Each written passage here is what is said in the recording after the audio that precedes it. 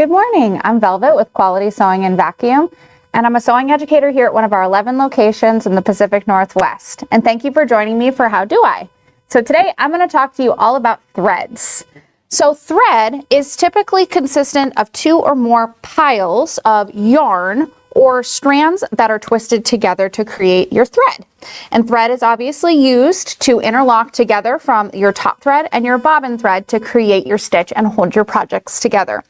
There are two main types of thread as well. We have our soft thread, which means that it is untreated, and then we have a treated thread like wax thread or thread that has a coating on it for heat resistance or UV protection. Thread also comes in three major categories: animal-based, plant-based, and synthetic. And there's also combination versions of these three as well.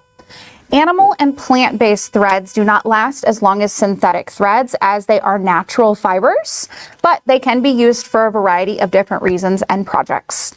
So let's go over a couple different threads that I have here today. So we're going to start off with all-purpose thread, which is typically made of polyester or cotton. All-purpose thread is what you'll be using for most of your projects. It works well with most fabrics and most thicknesses. You typically won't want to use this on anything really thin or really thick, but it works well for most generic types of sewing. This also comes in a huge variety of colors. The brand that I have here is Aerofill Madeira, but there's lots of other brands that make our cotton threads as well, or cotton and polyester threads as well. We also have this cotton thread here. This is the Quilter Select cotton thread. Now we also have embroidery thread, and this is for specifically machine embroidery, not hand embroidery. And this either comes in rayon or polyester. And what I have here is Floriani. This is a polyester embroidery thread.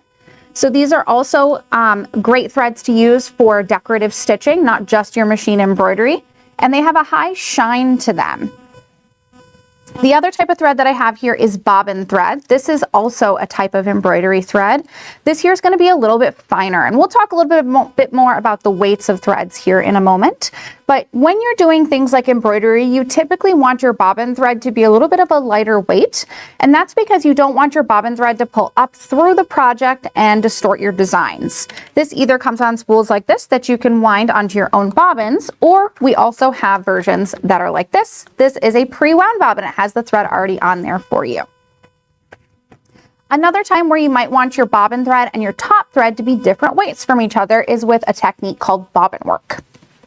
Next here I have a monofilament thread or a clear thread. So monofilament refers to the thickness of the thread, which means one strand. So this is one strand of thread.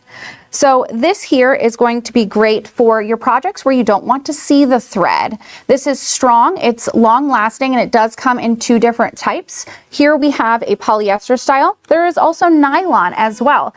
The polyester is a great option because it is heat resistant. It is also iron and dryer safe, and it will not discolor over time. And this does come in two different styles as well. Here I have the smoke version, which is great for your dark fabrics, but there's also a clear version if you really do not want to see the thread at all.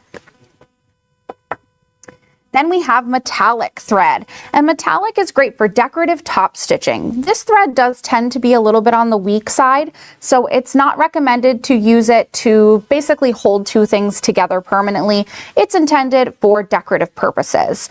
This is great with a metallic needle or using things like thread nets so the thread does not pool around the bottom and easily come off your spool. Then we have our heavy duty thread. Heavy duty thread is a great option for those heavy projects. So things like upholstery or repair work, camping gear, things for the outside.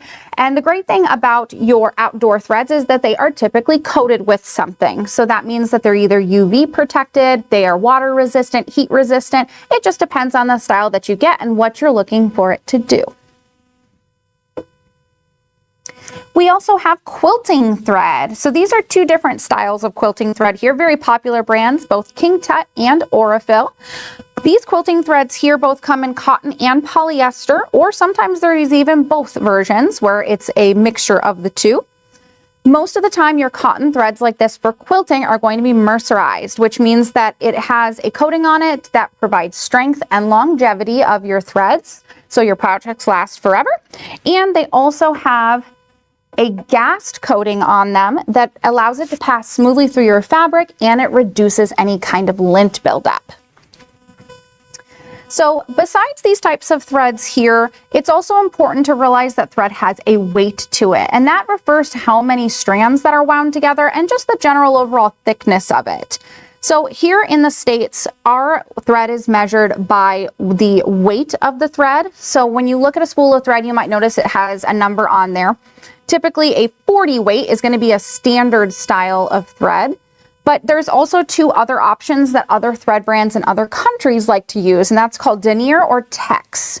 So when it comes to those, they're all going to be kind of the same thing. There isn't really, unfortunately, a universal way to measure the weight of the thread, but 40 weight is standard for most of your sewing. A 225 denier is going to be standard, and then a 25 tex.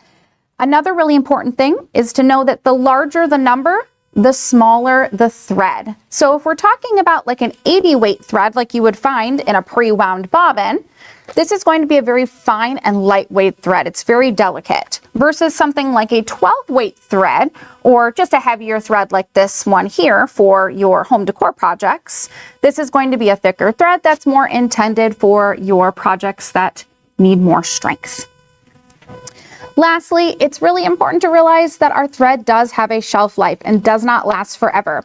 When you're purchasing thread, it's a good idea to buy thread new, as you're not sure exactly how thread was taken care of by its previous owners. So going to things like thrift stores and flea markets to buy thread is not really recommended. If you ever find thread on things like wooden spools or the old styles of plastic spools that kind of look like metal, those ones are typically going to be quite old and probably not suited for your modern day sewing machines. But a good way to test whether or not your thread is still good for your project is just by doing a thread break test. So pull your thread out with both hands. I wrap them around my fingers, and then I give the thread a good tug in the middle there. If it breaks very easily when I give it some tension, probably not great for your sewing machine any longer. All right, do we have any questions this morning? Doesn't seem like it. That's great. Okay. Well, thank you guys so much for joining me. If you have any other questions, please feel free to leave them in the comments below.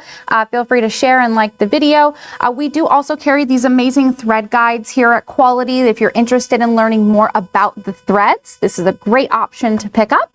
But please feel free to subscribe to our YouTube channel, our Facebook, Instagram, or any other social media, and we'll see you again here next week for another segment of How Do I? Have a great day.